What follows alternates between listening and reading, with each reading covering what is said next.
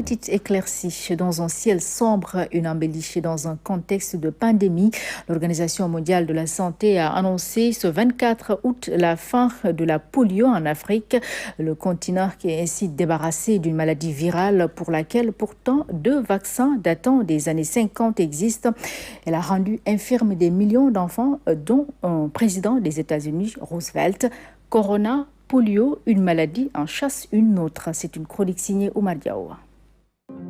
On avait fini par croire que cette année ne comporterait aucune bonne nouvelle, tant le coronavirus tourmente hanté en deuil. Né en décembre, bébé Corona, irrespectueux de l'âge avancé, est sorti de son berceau chinois parcourant le monde, semant la désolation. Les autres maladies deviennent subitement préférables. Désormais, on en comptera une de moins, l'OMS vient de déclarer l'éradication de la poliomyélite en Afrique. Historique mais anecdotique pour l'Occident où ce mal a été vaincu grâce à 2 vaccins mis au point au milieu des années 50. Pour diverses raisons, les enfants du Sud n'ont pas tous eu la chance de bénéficier de ces antigènes. Des milliers d'entre eux seront ainsi touchés pour devenir infirmes des jambes. Quand en 1980, la variole est déclarée éradiquée, les autorités sanitaires mondiales se sont attaquées résolument à la polio.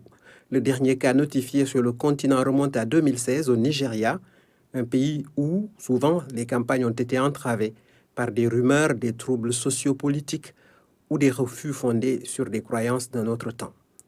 Ailleurs dans le monde, ils ne sont plus que 2 pays à recenser des cas, Afghanistan et Pakistan, qui d'ailleurs riment bien.